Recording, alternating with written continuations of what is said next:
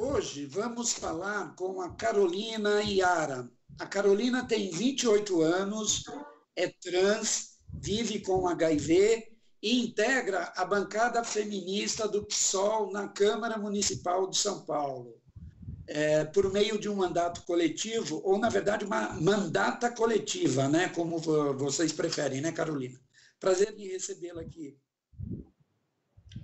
Prazer é todo meu. Queria dar um abraço aqui para todas as pessoas que estão nos ouvindo, estão conosco.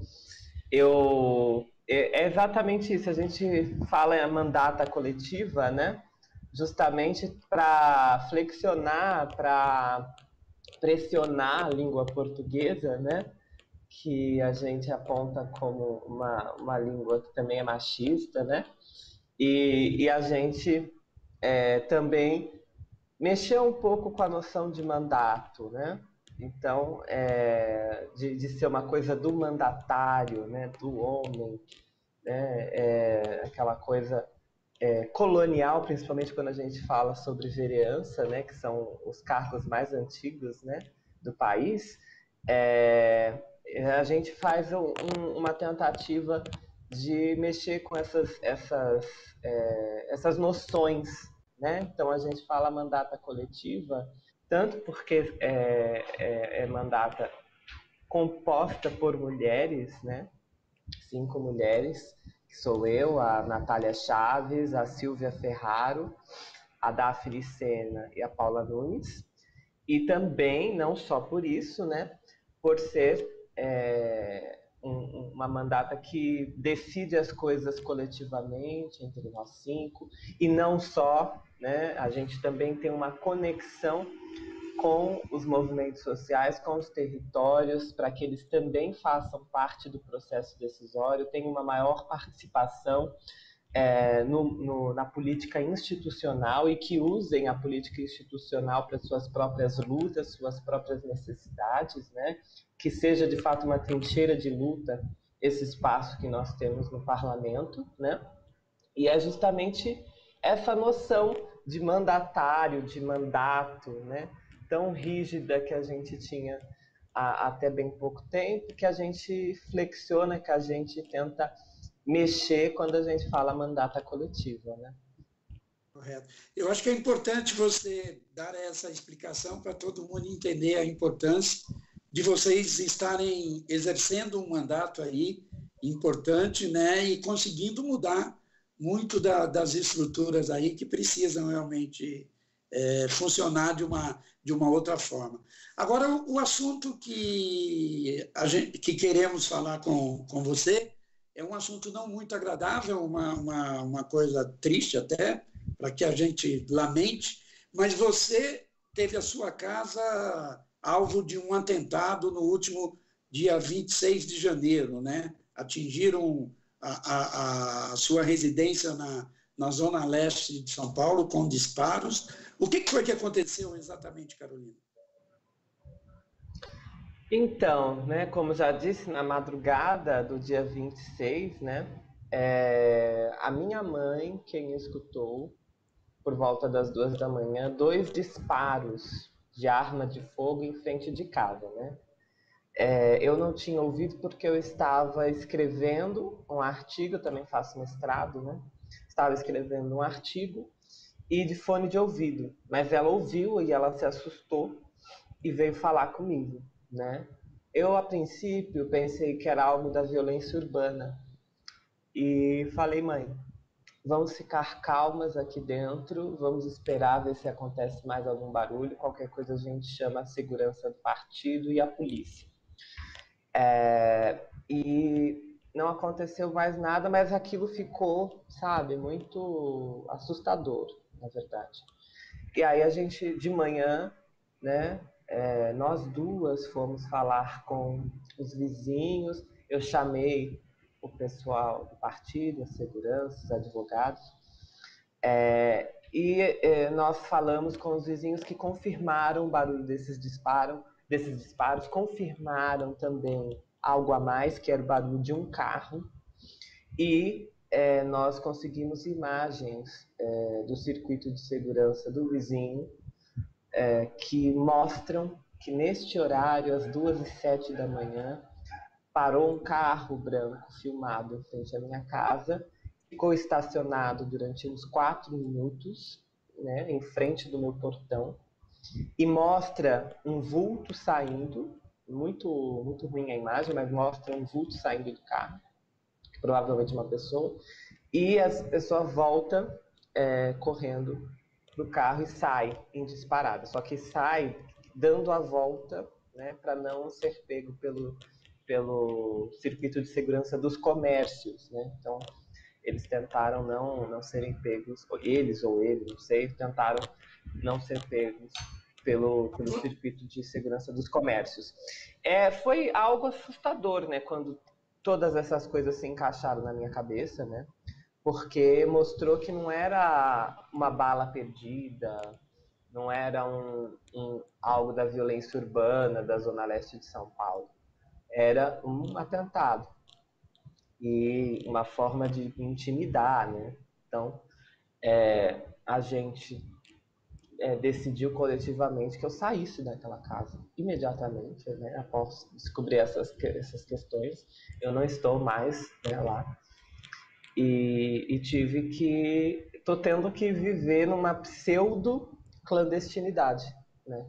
Eu não estou clandestina, porque sou uma parlamentar eleita, as pessoas me conhecem, eu continuo dando entrevistas, eu continuo trabalhando na Câmara, porém, eu tenho que me esconder, né? Eu tenho que estar num endereço desconhecido, estou sem ver minha mãe desde então. É uma situação muito dramática, né? Essa, de você ter mais uma parlamentar negra, assim como Thalíria Petroni no Rio, né? Aqui em São Paulo temos mais uma que está sob ameaças, né? A gente encara como uma tentativa de intimidar. Desculpa interrompê-la, mas era exatamente isso que eu ia perguntar. Não foi um caso isolado seu. De lá para cá, mais 2 colegas parlamentares do PSOL, daqui de São Paulo, também sofreram ameaças e atentados. A vereadora Érica Hilton e a co-vereadora também, Samara Sóstenes. São 3 casos em menos de um mês, né? Sim, sim. E são casos que acontecem na Semana da Visibilidade Trans com mulheres trans negras, né? Isso é muito simbólico, né? É óbvio que a gente ainda está esperando, né, o andamento das investigações no Departamento de Proteção à Pessoa, né, no DHPP, de Homicídio e Proteção à Pessoa, porque a gente quer saber se de fato foi um mesmo grupo, ou uma mesma pessoa, ou um mesmo mentor que arquitetou e fez esses atentados. A gente ainda não sabe, né, se há relação com relação a isso. Mas existe uma relação, mesmo que os casos sejam isolados, né, isolados no sentido de terem sido feitos por agentes diferentes, porque é na Semana da Visibilidade Trans, né? Eu costumo dizer, já falei em outras ocasiões durante esses dias, de que esses atentados devem ser relembrados mais futuramente como os atentados da visibilidade trans, né? Então, é uma mensagem de ódio, é uma mensagem de discriminação para toda a população trans brasileira, né? Porque se você alveja, né, você torna alvo 3 parlamentares eleitas com votações expressivas, né? Se a gente junta as 3 parlamentares, a gente está falando de votações na casa de 110, 112 mil votos. É muito voto. E você faz esse tipo de ação violenta e assustadora para tentar calar, né, essa população, esses movimentos sociais, né, e a nós mesmas, obviamente, né, tentar nos paralisar. Então, é muito grave, né, o que está acontecendo na democracia brasileira, a já tão frágil democracia brasileira, né? Eu me lembro muito bem da ex-presidenta Dilma dizendo, né, se o golpe dela acontecesse, o Brasil não ia ter uma normalidade democrática, né? Por mais que PSOL e PT tenham suas diferenças políticas, é muito nítido que isso foi verdade, né? E de lá para cá a gente só tem escaladas de ações autoritárias. Tá? Corrigindo só, eu falei até os 3 casos em menos de um mês. Não está errado, mas na verdade foi no prazo de uma semana e perto da data relacionada aí, como você colocou. E, Carolina, vocês suspeitam de algum grupo específico, algum movimento, ou alguém que já venha, algum grupo que já venha fazendo ameaças a vocês há mais tempo? É difícil dizer ainda, porque não teve avanço nesse sentido da autoria nas investigações. O que a gente sabe das investigações é de que o atentado que fizeram com a Samara Sóstenes, né, na madrugada de domingo, ele é muito, muito semelhante ao que fizeram na minha casa na terça-feira, né? Então, isso dá indícios de que pode ter relação, pode ser um grupo só. E é um pouco complicado porque as 3 têm históricos diferentes. Por exemplo, eu não sofri ameaças de morte ou de agressão durante a campanha ou mesmo antes do atentado, certo? Não recebi e-mail, não recebi mensagem, nem comentário dos famosos haters, né? Eram nesse sentido. Eu sofria muito assédios em massa nas redes sociais, com envio de conteúdos pornográficos, conteúdos obscenos, fotos de nudez sem a minha prévia solicitação, isso em uma escala muito grande. Mas isso não caracteriza a ameaça à vida, isso é um outro crime, né, que é o assédio.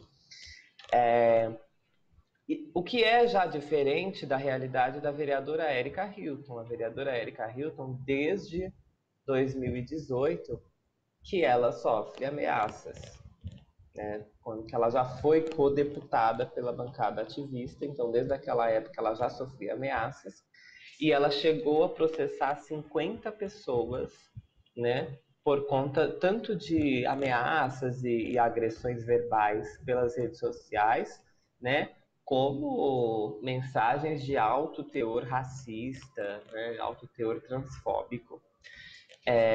Inclusive o rapaz que invadiu o gabinete da vereadora Érica Hilton, ele assume que é uma das pessoas processadas por ela, né? O tal do garçom reaça, ele se auto-intitula dessa forma. E a Samara, ela também não sofreu uma ameaça mais contundente, né? Só que esse garçom reaça, veja como as coisas são. Esse cara que foi no gabinete da Érica Hilton, antes de ir no gabinete da Hilton, ele foi no gabinete do Quilombo Periférico, que é onde a Samara fica. Só que a Samara não estava no dia. E ele foi ameno, ele foi tranquilo, segundo relatos no do Quilombo Periférico, no gabinete do Quilombo, e chegou no gabinete da Érica Hilton falando impropérios. Então, assim, é tudo tão estranho, sabe? Tudo tanta coincidência, tantas relações, que a gente, de fato, está esperando mesmo o avanço das investigações para a gente não cometer erros, né? Porque a gente pode falar, pode ser uma pessoa só, e se é um grupo, né? Organizado? Ou se é um grupo grande, só que desorganizado? Então, assim, são várias ações que a gente precisa levar em conta até para a nossa própria segurança. Ô Carolina, vocês têm denunciado o fato à imprensa, têm denunciado à polícia, foi encaminhado ofício à Secretaria da Segurança Pública de São Paulo. Agora, o que mais você acha que pode ser feito? O que a sociedade brasileira, os partidos, as entidades de defesa dos direitos humanos, O que pode e deve ser feito para que esse tipo de crime, de desrespeito, não se repita? Olha, a gente está numa esquina histórica, eu acredito. Então, é importante que a gente, todo o setor progressista, defensor da democracia, etc., né? Aí é um setor amplo. Primeiro precisa de certa unidade nesse momento de que a normalidade democrática está sob ameaça e, de fato, pensar estratégias tanto que envolvam o Estado, mas outras que não envolvam, porque a gente não sabe até que ponto o Estado está se fechando ou não, né? Eu tenho dúvidas. Tenho dúvidas. Aí é a cientista social que eu sou que está falando. Eu tenho dúvidas de que período nós podemos entrar, certo? Então, há uma necessidade não só dos progressistas, mas dos democratas mesmo. Se unir e pensar estratégias, tanto de segurança para suas figuras e para seus lutadores e lutadoras, medidas que sejam no sentido de autodefesa, organizacional, autodefesa dessas entidades, né? Uma rede de proteção para os ativistas em direitos humanos, né?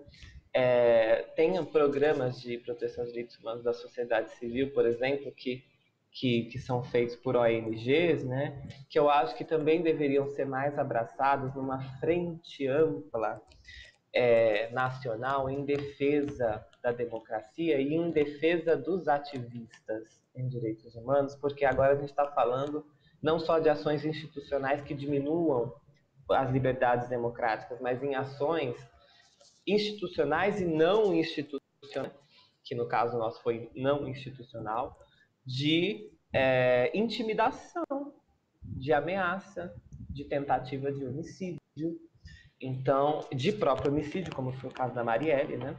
E a gente vê no campo, o campo é um banho de sangue. O que acontece nas lutas do campo, né? É gente morrendo quase todo dia. Então, a gente precisa levar isso com muita consequência, muita serenidade política, sabe? Abaixar as arestas com relação às diferenças políticas, deixar isso para um momento histórico mais propício, porque o momento é muito grave. Eu tenho uma leitura de que o momento é muito grave. E acho que a gente tem que agir nesse sentido, né? É óbvio que a gente tem que fazer exigência ao Estado. Por exemplo, eu estou com a minha segurança garantida por conta da sociedade civil. É a sociedade civil, partido político, que está garantindo a minha segurança nesse momento.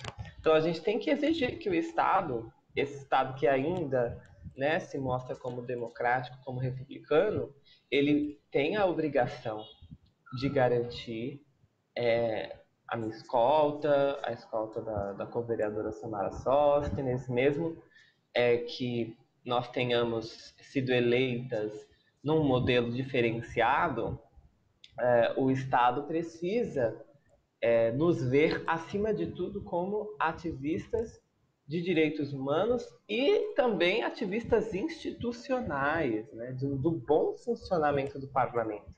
Então, mesmo que a gente seja co-vereadora, o ataque a nós é um ataque à instituição parlamento também, né? São pessoas antirrepublicanas que fizeram isso. Então, nós precisamos de uma reação das tais instituições também, já se elas quiserem sobreviver a longo prazo. Eu concluo aqui, se as instituições brasileiras democráticas querem sobreviver a longo prazo, elas precisam reagir a essa ascensão fascista na sociedade. E para encerrar, Carolina, você já falou um pouco, né? Mas por que esse ódio, né? Às trans, travestis? Por que esse ódio? A transfobia, ela tem muita ligação com o racismo, também a própria Angela Davis fala isso, né? Que é o lugar do não pode ser humano, né? Tem que ser algo próximo da monstruosidade, próximo da aberração, né?